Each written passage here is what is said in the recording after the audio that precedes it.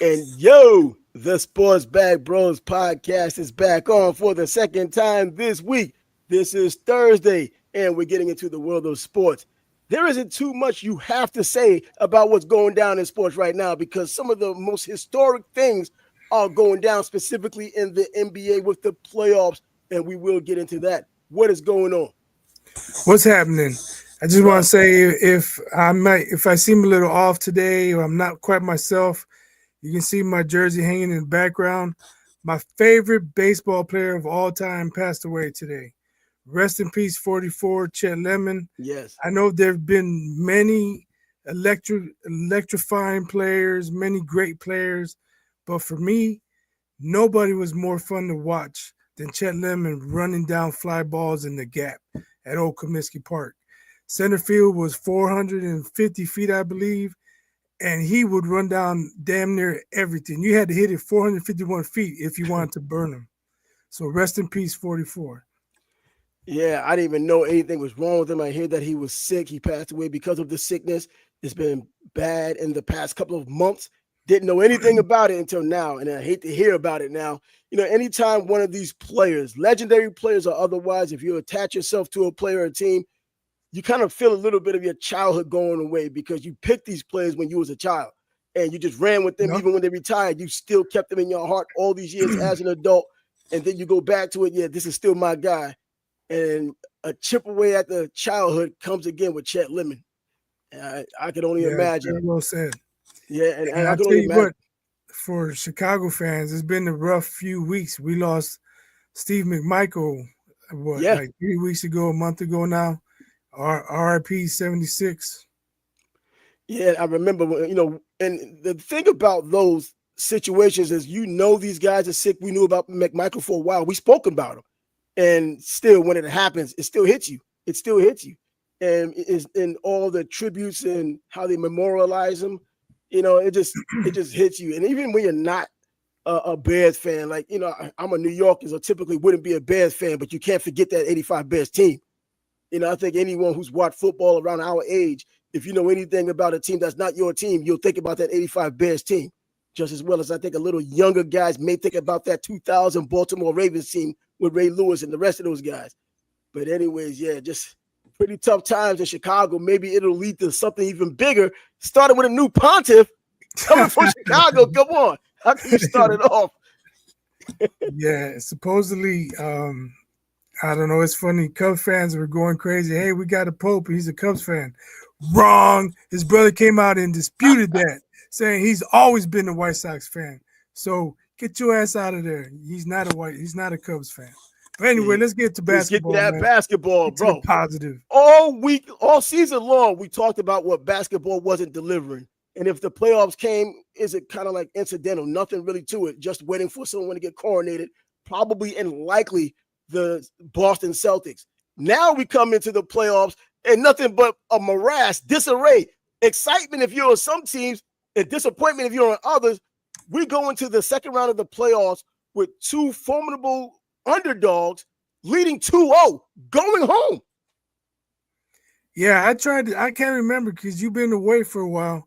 I can't remember if I was telling you or if I was telling Scott, don't sleep on the Pacers. I think I said this Monday. Yeah, you mentioned that And Monday. I was going to say that. and you know what? I can't just give Tyrese Haliburton props. I gotta say this. That man has major cojones, man. That dude got stones of fucking steel. Yeah. 99.9% of the basketball playing world would have put the ball in to tie the game up after he got that rebound. This motherfucker said, I'm going to dribble out, kill the clock, and take the last shot, drain the three, and send your ass to Indiana down 0-2. That's nuts. I can't think of another player that would have dribbled out and said, you know what, I'm going to just hold for one. They were down. Everybody goes for the tie. Mm-hmm. But he must have a little Tom Osborne in him because he didn't want no tie. And look at right now, though. He's done it this time. He's done it two previous times now in these playoffs. He's turning out to be that. I already, he got the paycheck and the big contract to prove that they look at him as an exceptional player, a star player. But you don't become a superstar until you get into the playoffs and do things like this. Does it culminate in a championship? We don't know, but his superstar resume is being built right now before our eyes. He's taking those chances that other players aren't taking, and he's executing. He's not just throwing it up there for the hell of it. He's putting it out there to win it, and he doesn't have to be the leading scorer. I remember thinking about Dean, for the coach for North Carolina. Dean Smith. I haven't fit to get these guys' names, but Dean Smith had all of these All-Americans, but he just needs his guards to run the team. Yeah, you can score 40 on a given night if I allow you to do it. But if you're running the team because you have the intelligence to do it, go ahead and do it. And that's what Tyrese Haliburton is doing right now. He has the ability to do all the scoring, but when you start to get those 21 and 22 assists, 15 assists, 13 points, you're helping the team win. And then when it comes down to crunch time, you're making it happen. You can't do better than that. But imagine how Cavs fans feel. During the game, they're chanting overrated, and Mitchell's trying to quiet them down, like, yo, don't chant that. And yo, who got the last laugh? Mr. Haliburton. Man, and now you're down in a 2-0 hole, and I know people are talking about how this 2-0 hole ended up. There's players missing. You mentioned it, on Monday. These key players are missing. Donovan Mitchell is scoring. He's going over 40 points. They can't win they can't win just with him. They need those players. They had like a 18, 20-point lead, though. I stopped watching, and then I came back just to get ready for the Wolves Warriors game. I was like, oh, shit, they got it down to 7. So I kept watching. But I thought it was over because the Pacers made a run. And like the game was at like 12-13. Then the Cavs pushed it out to like 18-19. Pacers got it back down, and then it went back up. I was like, oh, they're not coming back. But they did come back.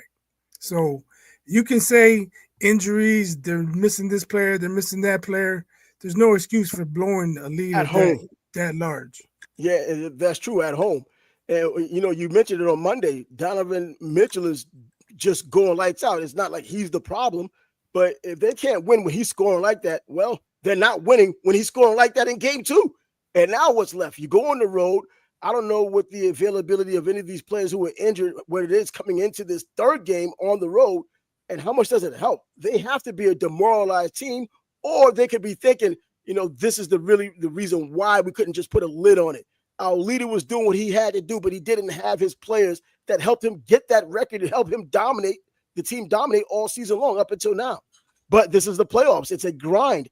You get to this point. It's a battle of attrition, a lot like football in terms of the attrition-wise.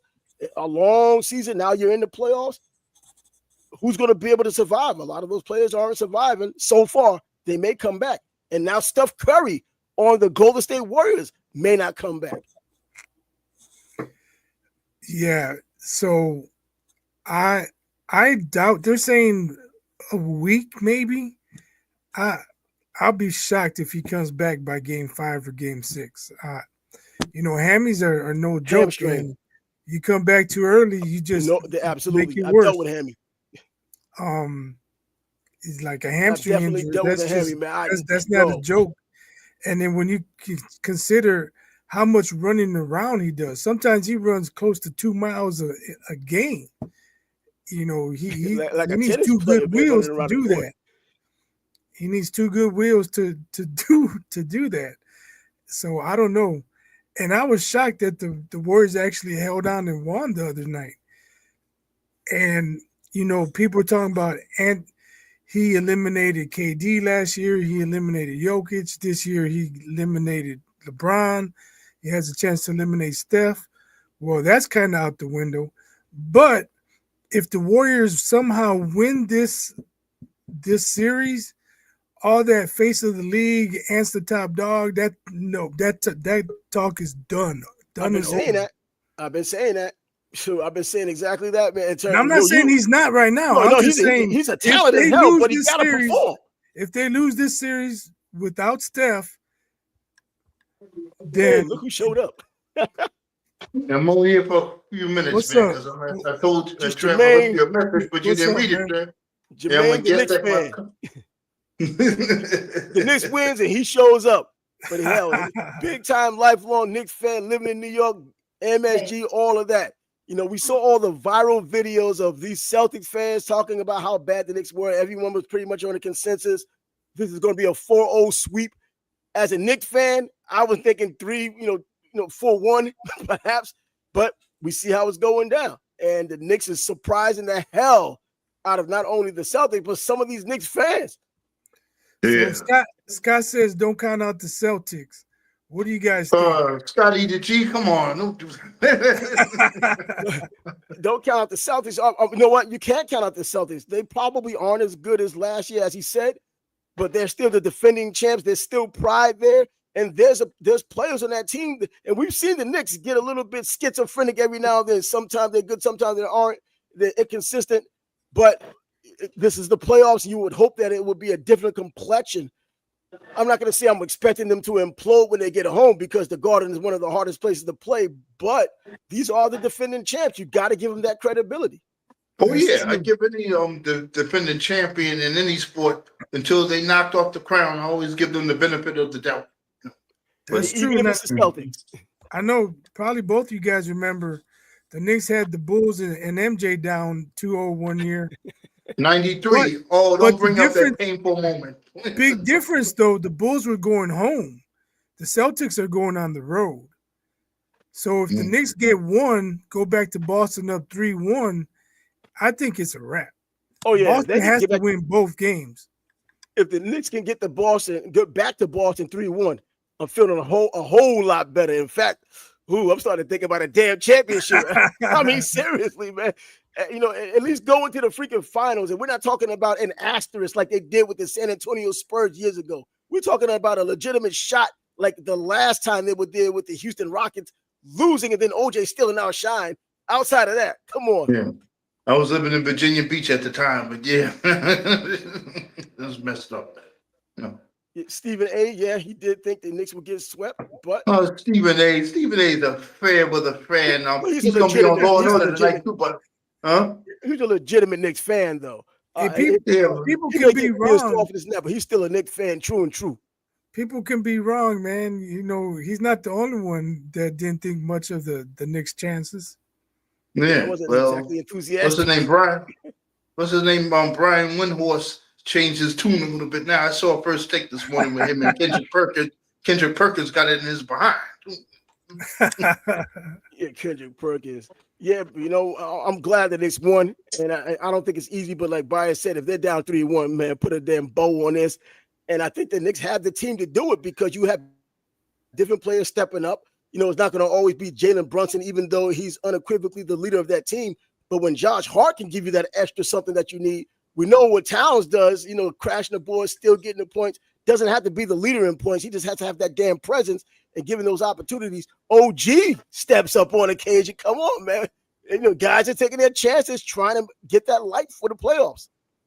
Yeah. So do you guys think the Celtics maybe mentally right now, they don't have it, considering they blew 20-point leads in back-to-back games? 2 20-point leads. Yeah. You know what? Don't tell me don't tell me that you did it. Tell me when you did it. Leave it at 20 points, and the Knicks led by just 3 points in the entire game. That was their biggest lead. That's all they freaking needed. The same thing with Indiana. They were down by 20. Well, they're down by 22, and they came back as well. They was able to get those little points. They only had a 3-point lead one time in the game, or just that's the biggest lead they had, and they win the game. That's all that matters. I don't have a dog in the race, but what I notice is the Knicks just seem like they're grittier. They bring their lunchbox and hard hat. Yeah. And it's tough to beat those guys because they just keep coming and coming and coming. Yep. And I'm not trying to say the Celtics are soft, but other than Drew Holiday, I don't know who else comes with a lunch pail and hard hat on that team. Hey, man. This arrogance at the Celtics also about overconfident. Oh, we shoot all threes. Yeah, but you have to play defense behind it also. You can't just sit there 25%. Sit there thinking 63-point attempts. That's excessive to me. I mean, Reggie Miller Al even Horford. mentioned it on the broadcast. It's like they had a whole bunch of John Starks out there in Game 7 against Houston. That's what they had. A bunch of Game 7 John Starks out there missing time after time. Scott And Mitchell's Reggie Derek Miller was White. calling the game with Kevin Harlan. Even Reggie Miller said, "Man, I'm a 3-point artist, but even I wouldn't even make that attempt." I'm like, hey, see, Scott Mitchell's Derek White. You get a chip tooth last year, now you look at his gritty. Get out of here with that. You guys aren't showing it when you need it right now. The Knicks are showing it. I'm just glad that the games playoff, they've been exciting, and we can actually talk about it because the regular season was a mess. Players didn't give a damn. I tune in to watch the Warriors play so-and-so and Steph's load managing. Tune in to watch the Lakers and LeBron's load managing. Players don't care during the regular season, but you can tell now they care. No, they and care. The refs are letting them play almost to a fault. There's a lot of grabbing, the holding, the hugging going on that's not getting called. Oh, yeah. And I was just watching that video with that ref that was cheated and going to prison for Donahue, and he talked about how the league give them speeches. Donahue, yeah, they gave them speeches before big games or in the playoffs about this is not what we're going to call in this game because of last game, blah, blah, blah. Like they were trying to control the narrative and kind of control more points being scored. Take the over, man. That's what they want. But they want more fans to be enthused about what's going on. And they were talking about during the Jordan years about how they didn't want certain fouls not called, but there was certain fouls that, if it's something egregious like holding, they wanted to call, but they didn't want the flow of the game to get ruined. So Scott saying Derek White brings the lunch pail. What about Pritchard? He did. I bet Pritchard gonna bring a lunch pail too. Come on, man. Scotty the G. Come on. Guys. I'm gonna cut out here because I'm actually at my cousin's house and she's bugging me right now. I just want to hop on for a few minutes. Good to see you. Right, Peace, man. I'm seeing you later. Deuces. Knicks coming in. That's it. What's up, Scott? Why don't you come in and take this heat? Yeah, he don't want that heat. he ain't trying to take that heat. That's the old Scott, yo. But yeah, these playoff games have been really, really good. They delivered. Except for the Nuggets and OKC. There's been a blowout here, a blowout there. But for the most part, these games are highly contested. Players are playing really hard. It's good to see, man. Yeah, but going back to what OKC and Denver did win that game. I was surprised in that first one, but God, these ridiculous 46-point leads in a playoff game, that's getting closer to the finals with two very good teams. I'm talking Jokic, he can't do it all. Aaron Gordon, we talked about him, and Jamal Murray, we know about him. But man, if Oklahoma City continues to play like that, no one's stopping them. I mean, regardless of who the hell you throw out there, no one's stopping those guys. It was disappointing to see Denver let go of the rope and just take an absolute ass whooping last night. But they could be taking the cue from Steve Kerr in the Rockets series. He punted in Game 6. He was like, "We're not coming back." He rested all his players with like 9 minutes to go in the third quarter. So maybe that bodes well for them going home. OKC is, if they're that good. What did Denver have? They didn't have much of a say in the matter if you're steamrolling like that, but at least they got that one game out of Oklahoma City and they were able to get some of that home court advantage back, take it back to Denver and see if that altitude plays a role. I don't know if it's been playing as much a role as I thought it would play like last season, but yeah, maybe it does, but maybe it don't, but you still have those young players at Oklahoma City, so I don't think the altitude be a problem at all. They just come in waves and they can score. Everybody can damn score. And they play defense when they want to play damn defense, and they do well with it. Man, I didn't think we would see so soon that Denver would fall as quickly as they did from where they were just 2-3 seasons ago. Now, is it because OKC is that damn good, or Denver's not the same team either? Well, the series is 1-1, and I don't know why I was going to call them the Broncos. The Nuggets are going home. All it takes is a Game 3 win, and they're feeling good again. So, I'm not throwing dirt on the headstone just yet. Oh no, you can't really do that when a team like that has Jokic. It's a veteran team. they've been there, done that. But now, in order to become a veteran team, especially when you're in the playoffs, you got to start somewhere. For Oklahoma City, I guess it might have started last year. This is building on that. They lost the first game of the second round, but look how they responded. When you lose by 46, I mean, and this past season in particular, we've seen enough teams getting blown the hell out of regular season games, and now it's in the playoffs. It's like some of these players don't even have pride anymore. Sometimes they just quit. If they see the game is out of hand, if they're down by 30, they're not fighting too hard to get back. Now, we can see also when they're down by 20, they're still fighting and believing, and the Knicks win, and now the Indiana Pacers win. But, yeah, these 46-point leads and 35-point losses, man, that's just discouraging around the board, across the board. And not to mention, I think Chris Finch, the coach of the Timberwolves, has told Anthony Edwards he needs to keep that energy. Even though he goes out there and scores, man, but there's a way you got to score and a way you got to be accessible to your team in terms of the energy they have to feed off of for them to continue to play like that. And I guess he's putting it out there, and I think fans as well. Anthony Edwards didn't have the energy he needed to help carry the team or employ his team to put in that damn work and win the game, and it showed huge. Yeah, but I think we got to give Golden State credit too, because since the Jimmy Butler trade, they've been playing incredible defense. They have one of the best defenses in the league now. So, we can criticize Ant for not having energy or say this or that, but I think you got to give a little credit to Golden State because their defense is no joke. Speaking of their defense, we talked about it the other day. Jalen Green, he only scored double figures one game out of 7, and he was Houston's leading scorer. So I think if they put a focus on one player, I'm not saying they're going to stop Ant because he's an incredible player. It's going to be hard to stop him. But if they can certainly slow him down and frustrate him, they improve their chances to win. Oh, yeah, that's without a doubt. But going back to him having that enthusiasm he's going to need, whether things are going well or not, he could get his points and the team still get him blown out. And is he happy about his points, or is he unhappy about the team still losing the damn game?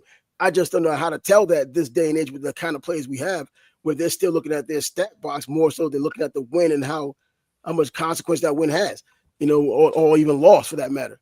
And I mean, hell, he's a damn talent, man, but he has to start somewhere. The ability to be that kind of guy, not Michael Jordan type, but he's been running his mouth like he's Michael Jordan, or he could just cook Michael Jordan back in Mike's heyday. He has to deliver in the playoffs. Tyrese Haliburton is delivering in the playoffs 3 times now. Regardless of how it came about, his name is going to be remembered, and he's going to become a superstar. Do you look at Reggie Miller as a superstar, or was he just a star player because he was in Indiana? No, I think he was a superstar. I mean, because look what he did in the playoffs. Yeah, I know. Look what he did to the damn Knicks. Come on, right. In 1 quarter. Like what he had 9 points in 6 seconds or something. I saw Rory Sparrows do something like that years back in the mid '80s. So yeah, but it didn't matter. Well, yeah, that the playoffs is when legends are made. We can look at James Harden. Are we going to call him a legend? He averaged 35 one year. We call him allegedly. Nobody's going to call him a legend. He keeps coming up short in game 7s. So, who's this? Oh, that's my coworker. He's joking. Oh, he doesn't even like boxing. He never watches if we're talking boxing. Oh, really? Man, why don't you get to work, Jankover? I know you're behind. Do some work. He a baseball guy or a basketball guy? If he's in Chicago area, he's probably a basketball guy. He's both. Your White Sox or Cubs? He loves football. If we talk Tom Brady, he'd be tuning in constantly, 24/7. He's a Tom Brady fan, as a Chicago Bears fan? Well, he's not. So he tries to suggest to me, stop being fans of teams and be a fan of players. He was a Tom Brady fan, so he followed him from New England to Tampa Bay. Well, today that would be something that makes a little bit more sense, since these players are going from place to place. But, Joe Montana didn't end his career in San Francisco other than a one-day contract. Yeah, but today players are moving along and helping other teams out. They're no longer the franchise that they used to be. But anyways, this basketball thing, got things jumped off. And, looking at Steph Curry, he might not come back anytime soon because of the hamstring, being an older player that you said he runs around quite a bit. but also he only played 12 minutes and had 13 points. He was on his way to doing some serious damage before he got injured. Yeah, that's the thing. It's going to be tough, I think, going forward because Steph was there. He helped him get that lead. So then they just had to maintain it. Game 2, they're starting 0-0. Yeah. And now Buddy Hield's going to try and fill Steph Curry's shoes. He's going to get the Steph Curry treatment, all that attention. Yeah. With the double teams. And we're going to see how good Buddy Hield really is. He's had a couple good games, but Buddy Hield hasn't shown he's that player. We'll find out. When the lights are on, we may find out that he has something else in the trick bag. Robert Horry, we look at his career. It was a solid career, but we still think about what he did in those playoff games, in those championship games, making those threes and big shot Bob. We still talk about that for people who talk about, basketball and championships. He's still synonymous with that more so than his regular season career.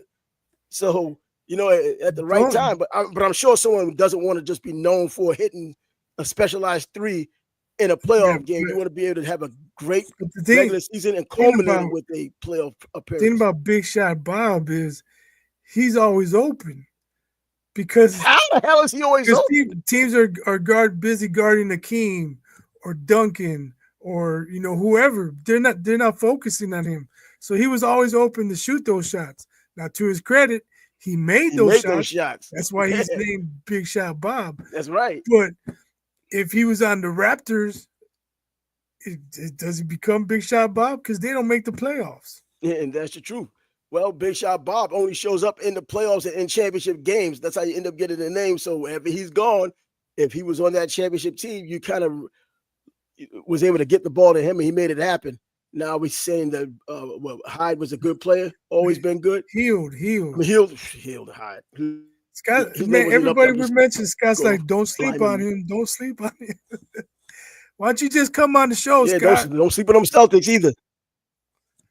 Now he's all right where he is. He can cry by himself after what just happened. But he was one of those guys talking that nonsense before the game when the Knicks came out here. What is he saying? This guy.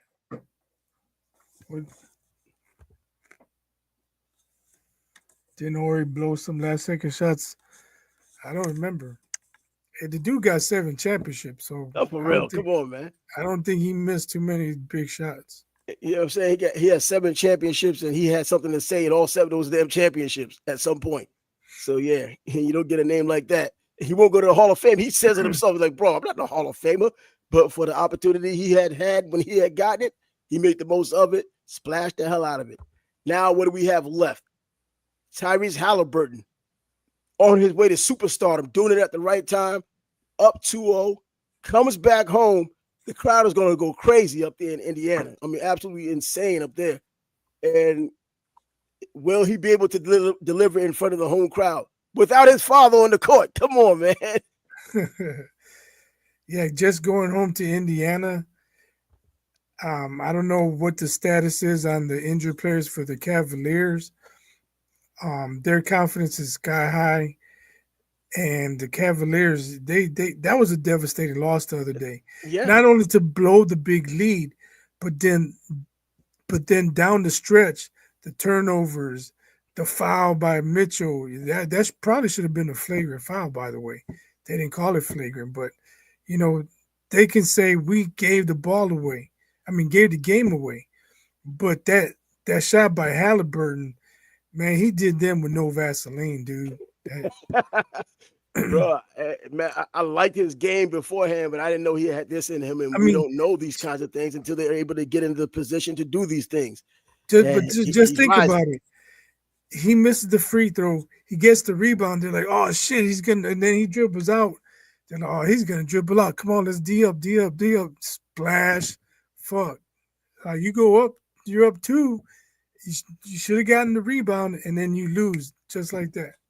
You're up 0-1, so you got a little house money there to take some chances. And he took his chance and shot it and made it happen.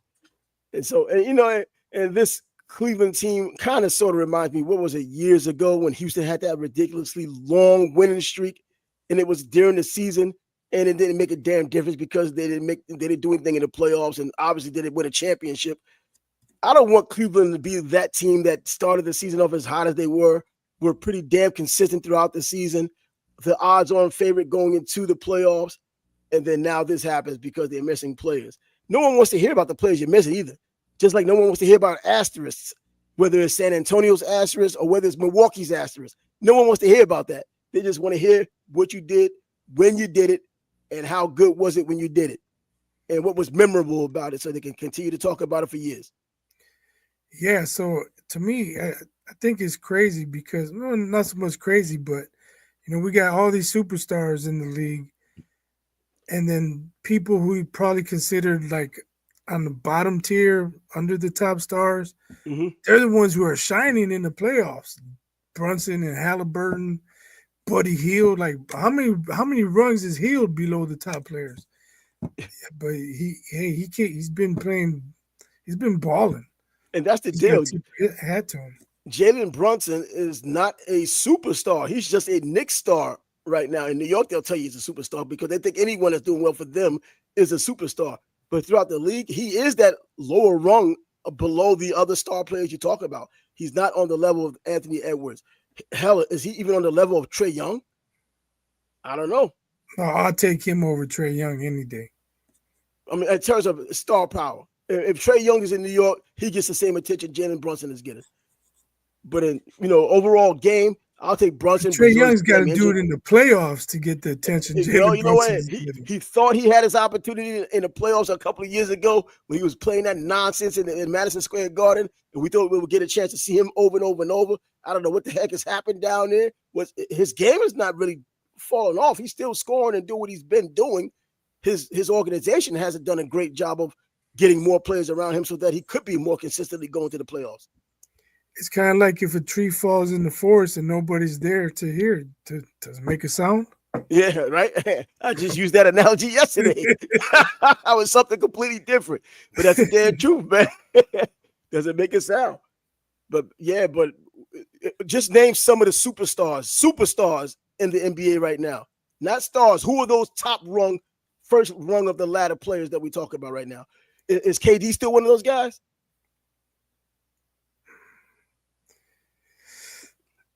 He is because he's KD, but you gotta get your team in the playoffs, man. Especially when you have another dude that's there. I'm sorry, I gotta detract from him. He didn't make the playoffs. It's not like they're without talent on that team. Did they even make a play-in game? I don't think they made a play-in game. No, nope. Like, so you couldn't even be top 10 in the conference. I'm sorry. Like, KD's all-time great, badass, but at this moment right now, he got to get dinged. He got to get dinged for not making the playoffs. And everywhere he goes, you can say if his foot wasn't so long, he had a toe on the 3-point line. Saying that for years. You can say different things, but the bottom line is he hasn't gotten it done since leaving Golden State. And that's the truth. And Golden State didn't necessarily need him. They've won without him before.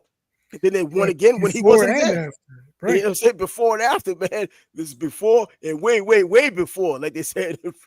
And the after in 22, that was when people were saying, "Oh, the dynasty's over. The Warriors are done. They're not going to win." They're wrong. Man, so star players, let me see. Right now, superstar players in the league. Jokic. Oh, Jokic. I think he is the number one star. You think? Jokic? Probably, but Shea Gilgeous-Alexander is hot on his tail. And he's going to be the MVP. So he's going to be the MVP. And and playing for Oklahoma City, people think this small city is the reason why he wouldn't win an MVP. He's probably going to get his MVP. And if they're playing like they just played yesterday, they're going to go to the go to the finals and have an easy work with anything that comes out of the East. But you can just name some of these superstar players. Luke is a superstar player. I don't know. You just go around the league and just pick superstar players. You can't go from. I never thought that Butler was a superstar player. I thought he was a very damn good player. If the Warriors are able to beat the T-Wolves in this series, do we have to elevate? What the hell is wrong with me? Elevate Jimmy Butler even higher?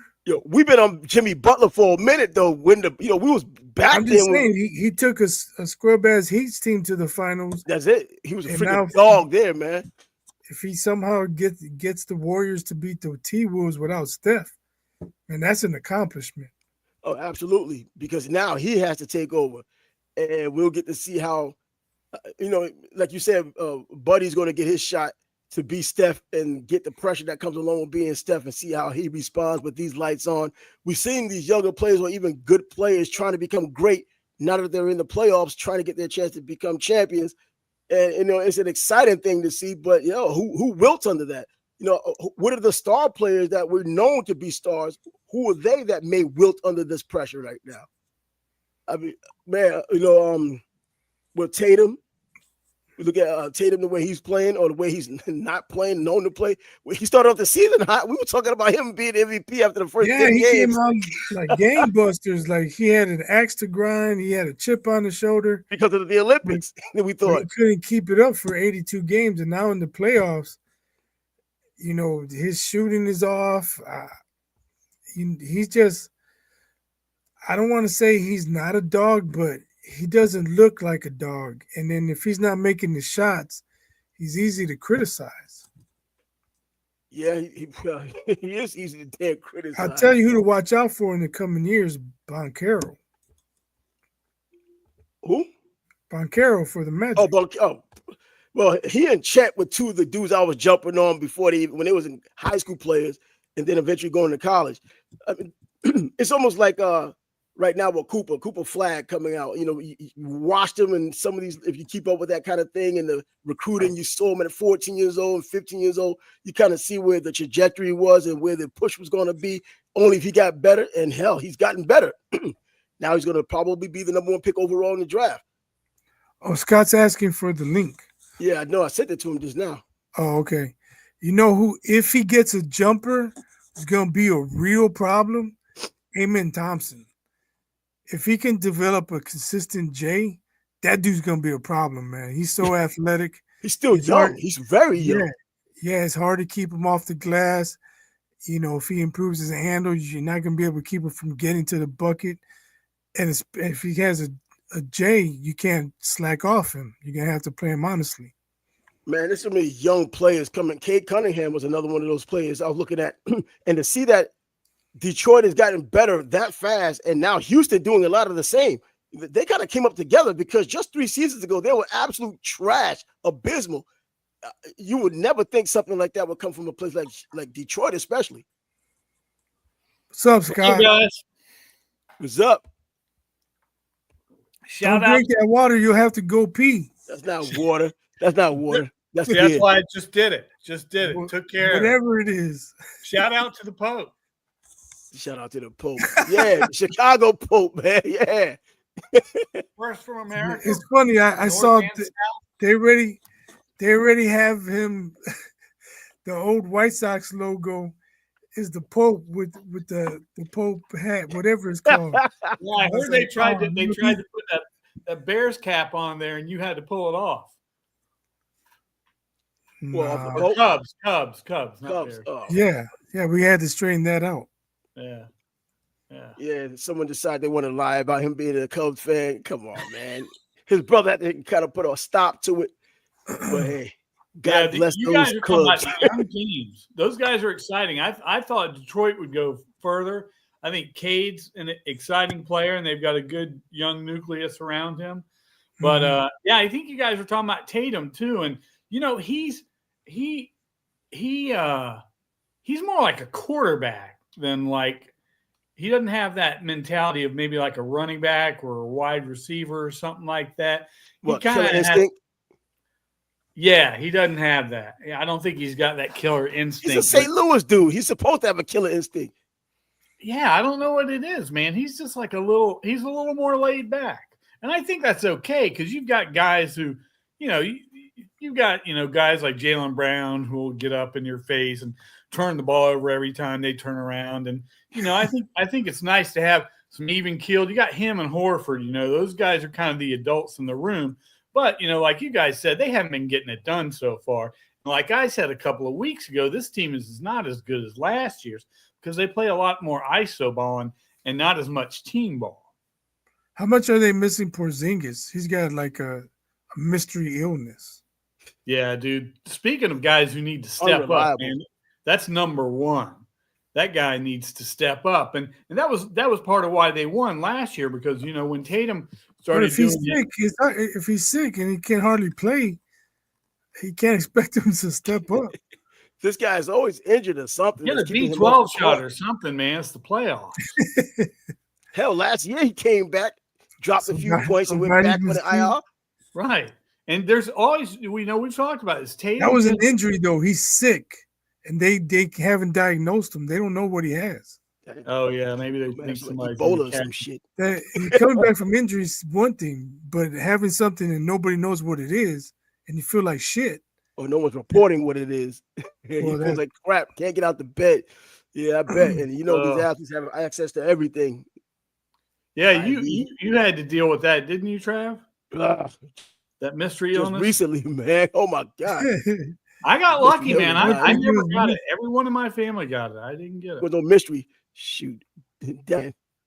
We're going together. What's wrong with your phone, man? Get a better internet. Dude, I'm in the sticks, man. What do you frozen want? in time. Bro, you got lucky doing what? You in the sticks. You live in a treehouse now? I'm in Fruitco, man. To keep your elves? The hell is this? Like well, man, posing out here. Come on. Big country. You got to hear about the freaking fantasy team, but we got to sit and watch this. Big country. Well, I'm just glad we had a big country, man. Brian Reeves. Are your Celtics done? No, they're not done. I mean, hopefully this is you would say normally I would say, well, game one, that's a wake-up call.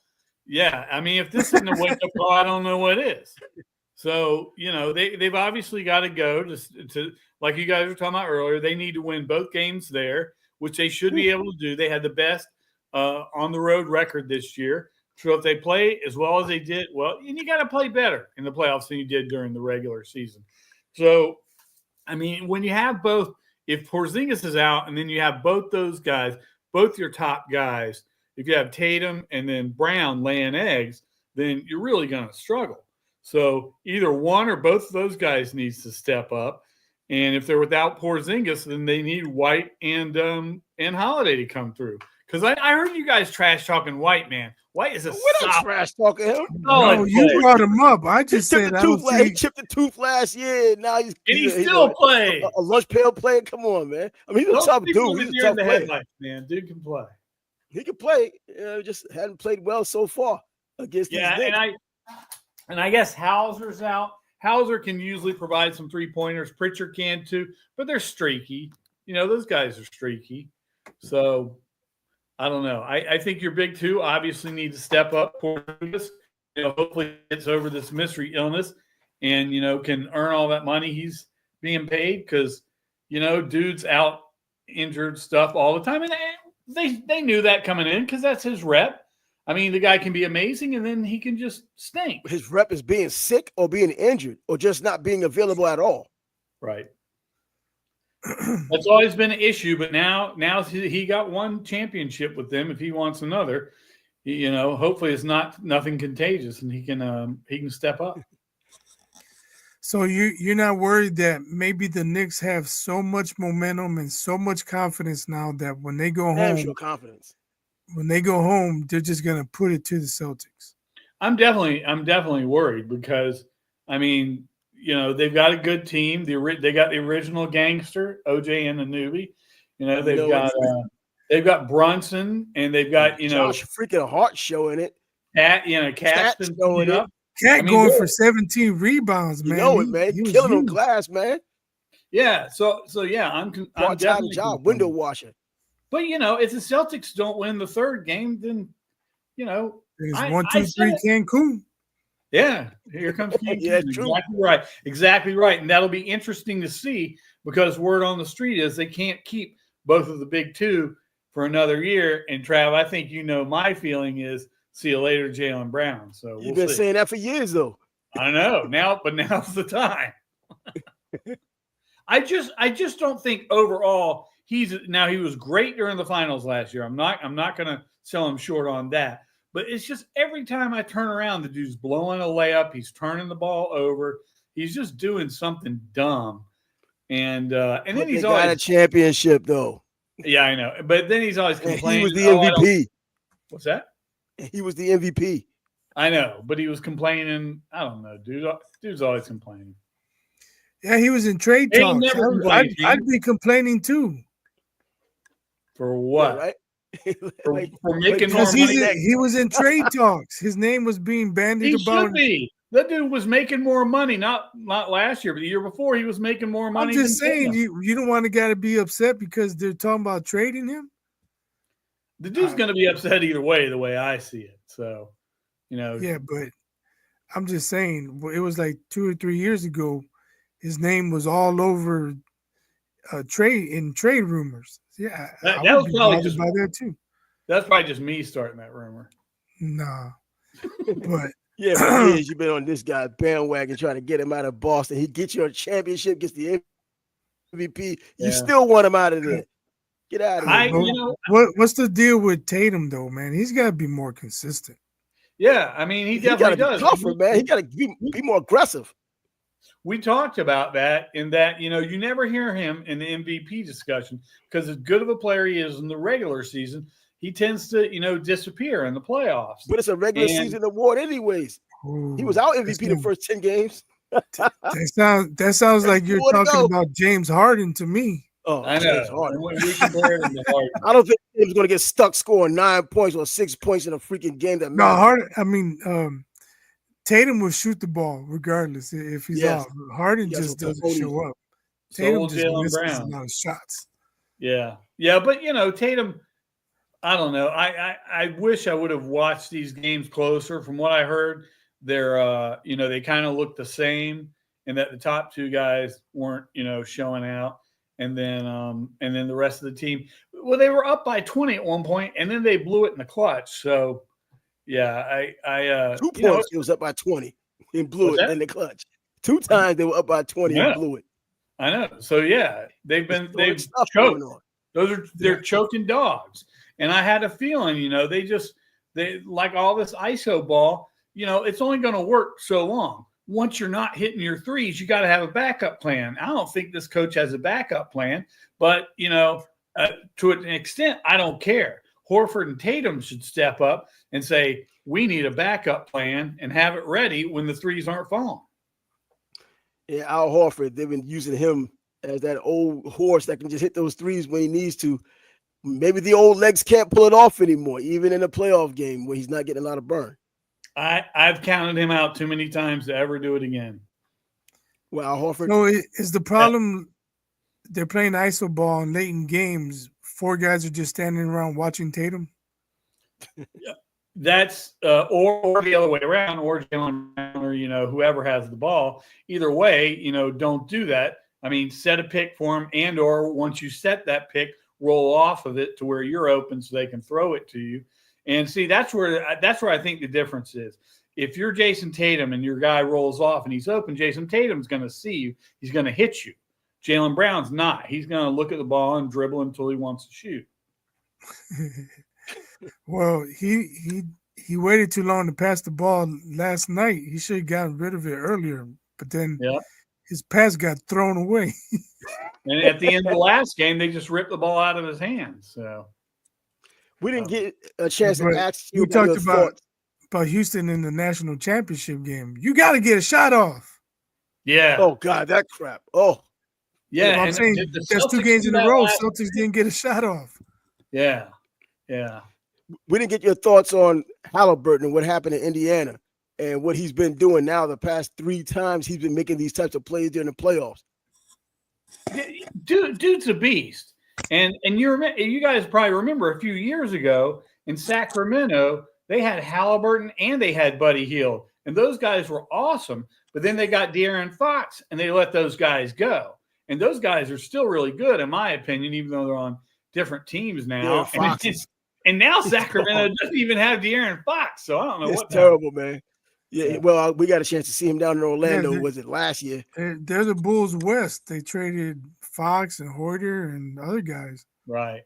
And they're getting the guys who, who score a lot, but they're both on ball guys. So yeah, that didn't do him any good. It didn't work in Chicago. Why would it work in Sacramento? I don't know. I don't know. Sacramento Why did they get rid of? Maybe there's a lot of teams you have to lose now or win later. So I guess Sacramento is maybe looking at things as like win later. Speaking of which, is that what the Pittsburgh Steelers are doing?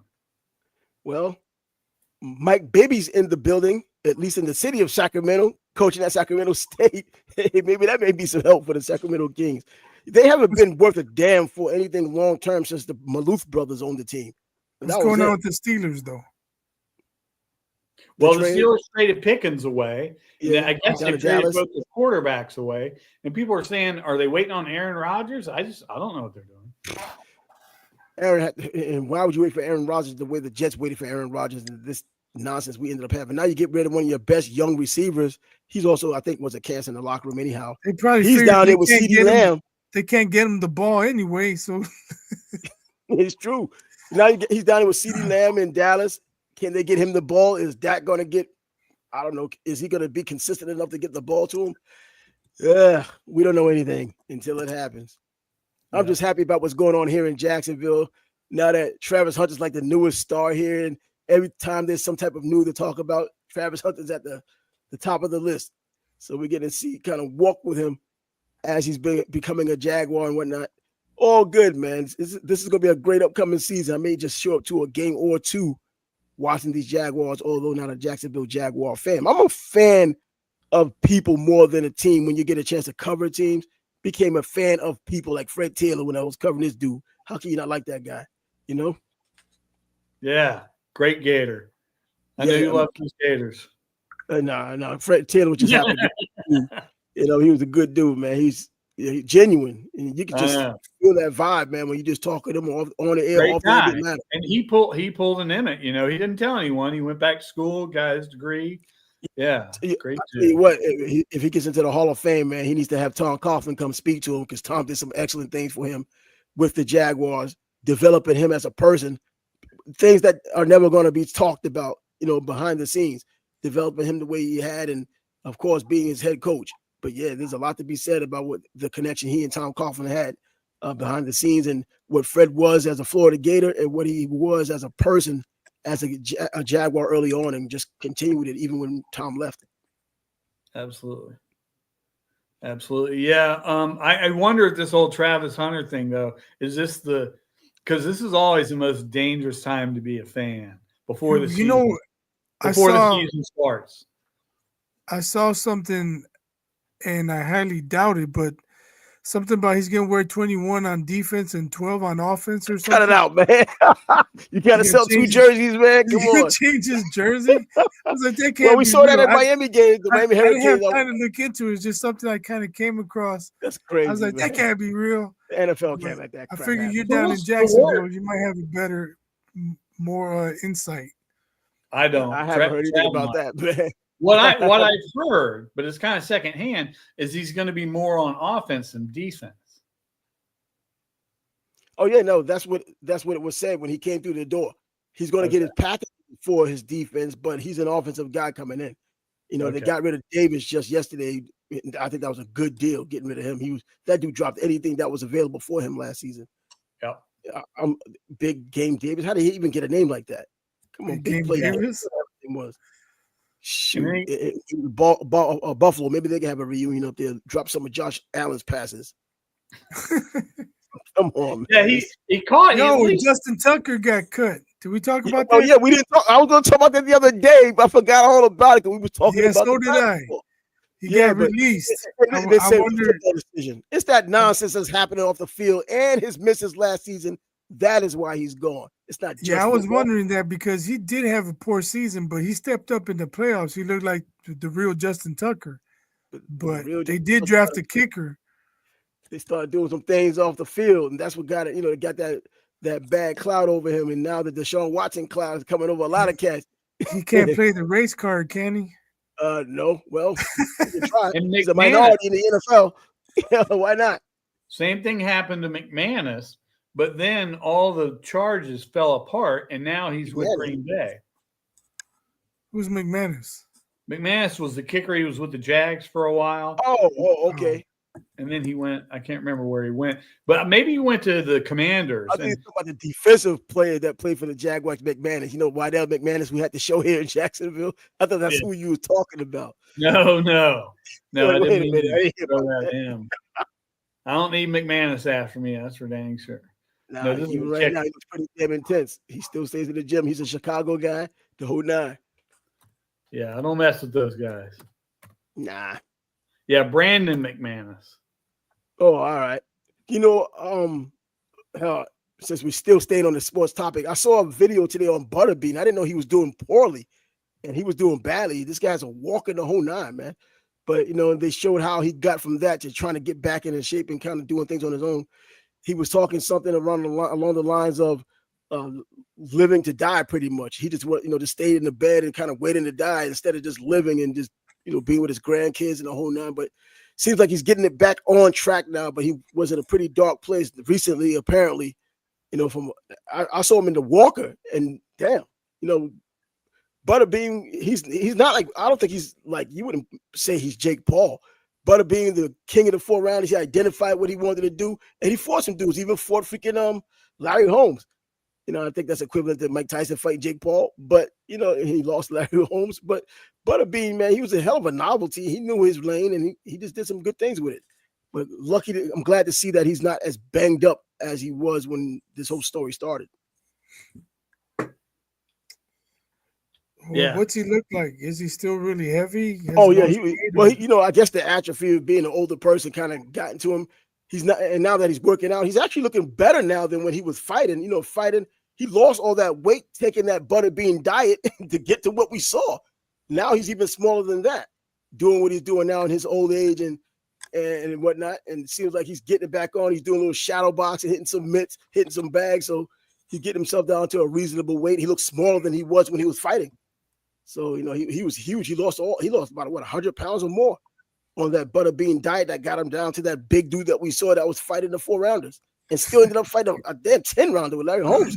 People don't understand how difficult it is to freaking spar. To fight 10 rounds. I sparred 10 rounds years ago when I was in shape, and that was a damn challenge.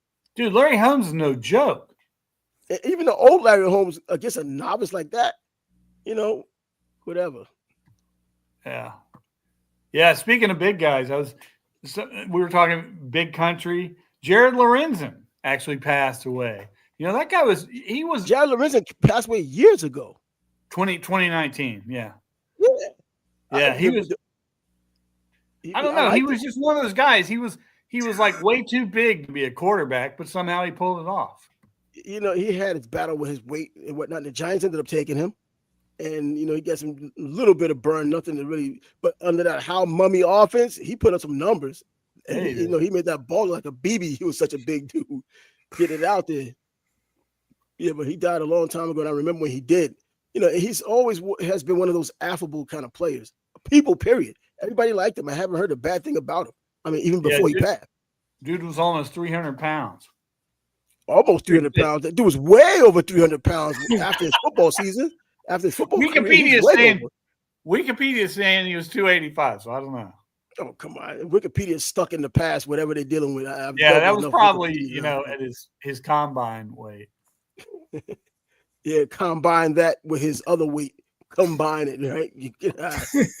Jared was a good dude, man. I'm saying from everybody who I've known who had dealt with him at one time or another, and even in the media, where people just didn't have anything really bad to say about him. Like, he did this, he did that. They joked about his weight. That's about it. Yeah. But they didn't come at him like that. But yeah, man, we have mini camps coming up soon.